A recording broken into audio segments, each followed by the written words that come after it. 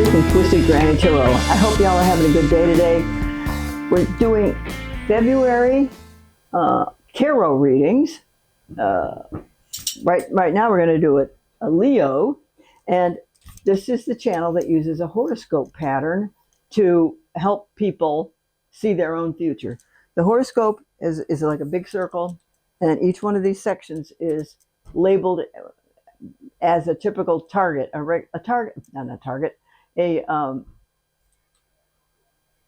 part of your life, a category of your life, your finances, your communication, your home, your romance, your marriage, that kind of thing.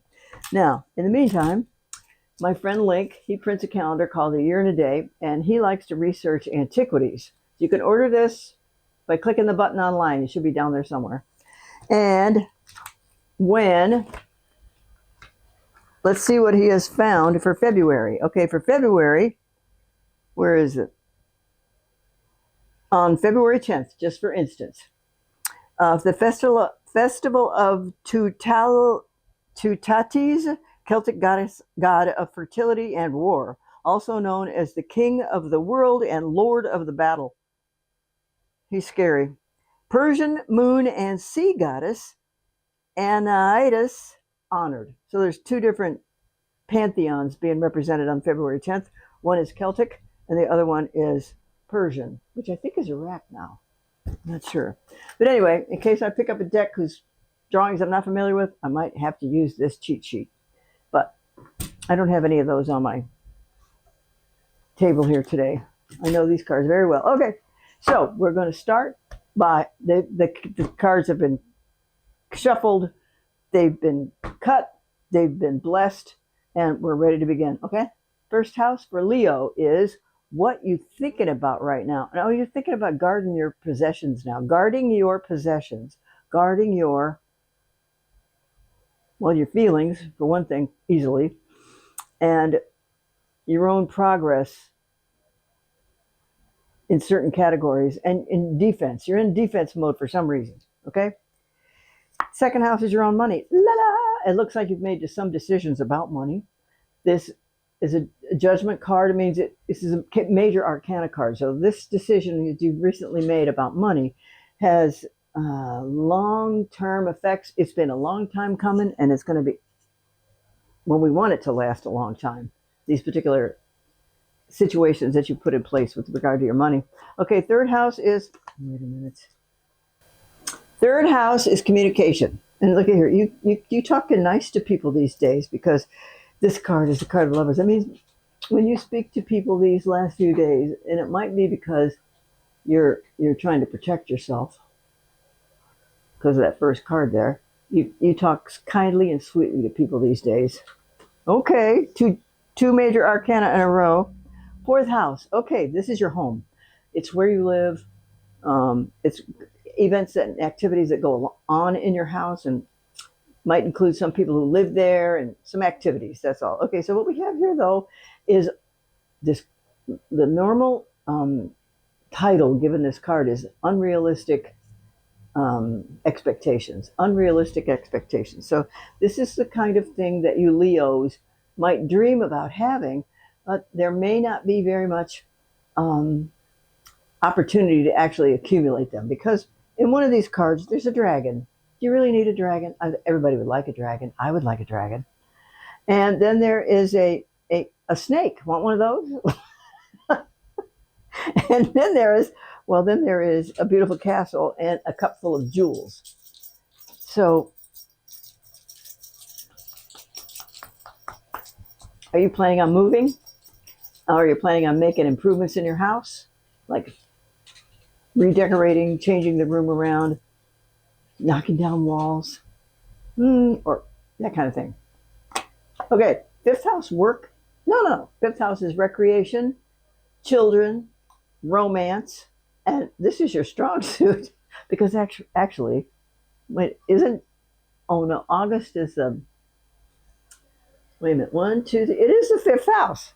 The fifth house of creativity. So this is the home of Leo, so to speak. You're very creative, you're very intelligent, and you love to be generous and kind to your people. And this month you are shining in that department. Okay? Sixth house, work and health. And we have a face card here. And that is a page of pentacles. And that means, oh, I'm sorry about this. So, okay, if I have to be logical about it, here's some money you were expecting. Here's when you found out the customer didn't buy. Or B, something in your work, well, because this covers two categories. Something in your work was a great disappointment, or you had a great disappointment in some health situation that you might be facing.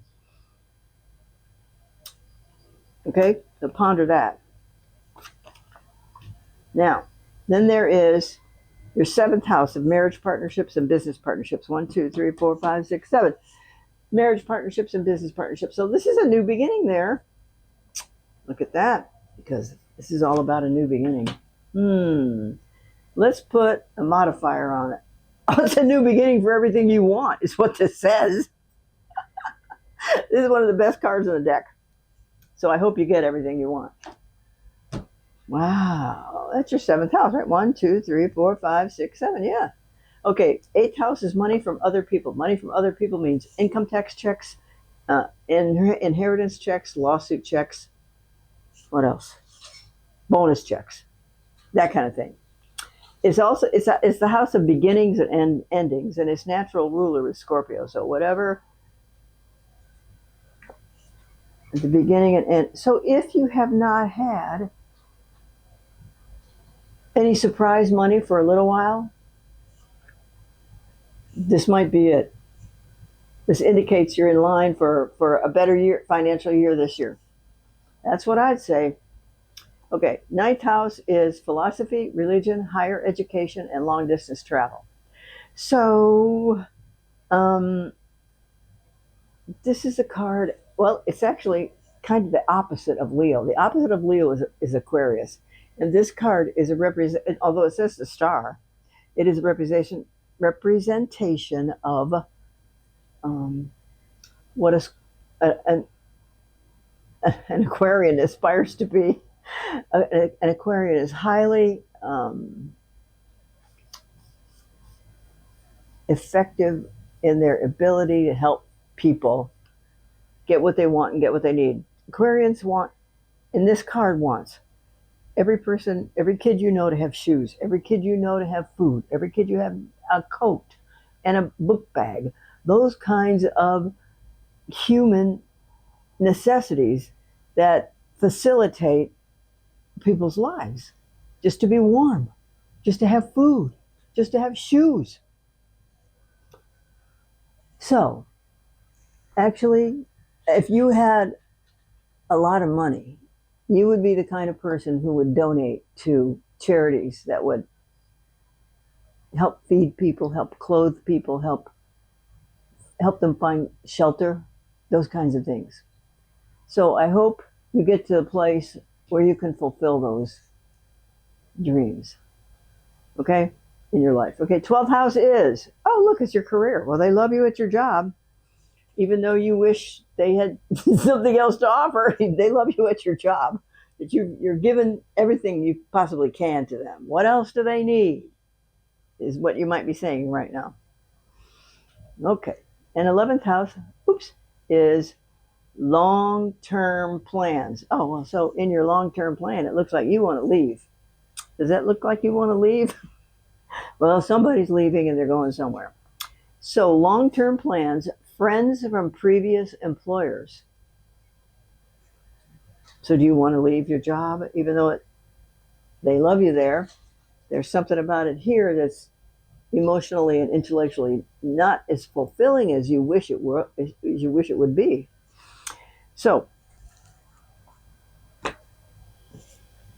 I don't know if you're going to leave tomorrow, although it's kind of on your mind right now.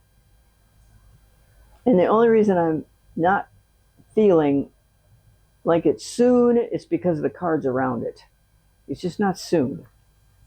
Like, I don't think it'll be this year, but there will be times in the future when you will want to leave this current employer. Okay, 12th house is what you think about when you go to sleep at night. Let's make sure it's 12. 1, 2, 3, 4, 5, 6, 7, 8, 9, 10, 11, 12. 12. And what you think about, well, actually, what you think about when you go to sleep at night, among other things, is lessons learned. And number 2, what you have a kind of a habit, you might have a kind of a habit of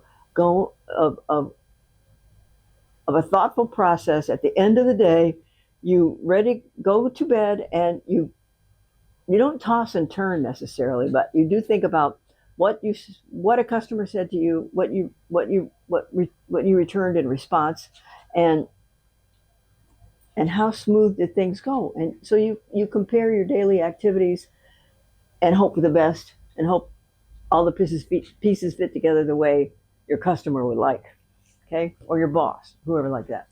Now, what is this? Oh, King of Cups.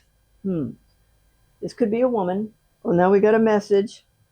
And now we have, somebody's going to give you something out of the clear blue sky, and it's going to be very soon, because the swords always brings a message, and because they're swords, they bring it fast. So I think that you are going to get, well, if you work for a water sign, it doesn't even have to be work. If there is a person in your life who is a water sign, now water means Cancer, Scorpio, and Pisces. That's what the King of Cups stand for. He's also a kind and loving person. I know this depicts a man, but it could be a woman also. It's either or. Then we have something coming to you real fast with regard to this person. And then what do we have here? Out of the clear blue sky, you are getting a nice surprise. So although sometimes you think that the company doesn't pay any attention to what you think you need and what you want, somebody's going to step up and and offer a beneficial hand in some way. Okay, it could be money, it could be a contact with another person, a contact with a customer that you would like to pursue, that kind of thing. So congratulations. All right, so we have in this layout, major arcana cards are also known as destiny cards. So there's one in your second house of money, another one in your third house of communication, and another one in your fifth house of romance and creativity. Oh my goodness. And then in your ninth house, we have the star.